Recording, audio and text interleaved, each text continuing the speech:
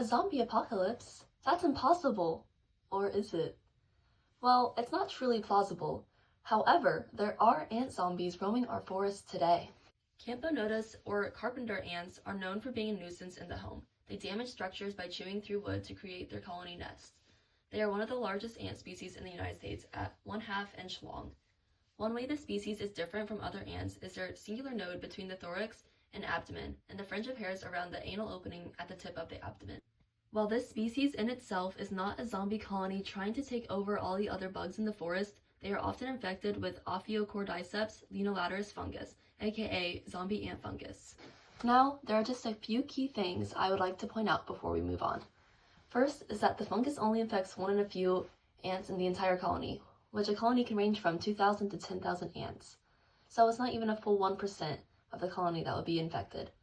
Some may wonder why the fungus does not take over an entire colony. Put simply, it is to keep a balance to both species. The carpenter ant helps the fungus survive. If the fungus infected the entire species, they wouldn't have any host to survive off of. This leads to my second tangent. Typically, in an ant colony, the moment an ant becomes infected with an illness, they are thrown out of the colony to avoid the other ants from catching the same illness. This is known as social immunity. Unlike regular sickness, ophicordyceps usually goes unnoticed by other ants. Therefore, the infected ant or ants just move along with the colony unnoticed. And the final interrupting point is how the fungus infects the ant. As mentioned earlier, the fungus attaches as a spore and enters through puncturing the ant's abdomen. But how then does it spread? Well, like most organisms, the main goal of ophicordyceps unilateralis fungus is to survive. For this to happen, it needs to have a host to help it spread, thus the ant zombies. In order for the fungus to infect the ant efficiently, it invades the muscle fibers of the body. Contrary to what one might assume, the fungus does not directly affect the brain.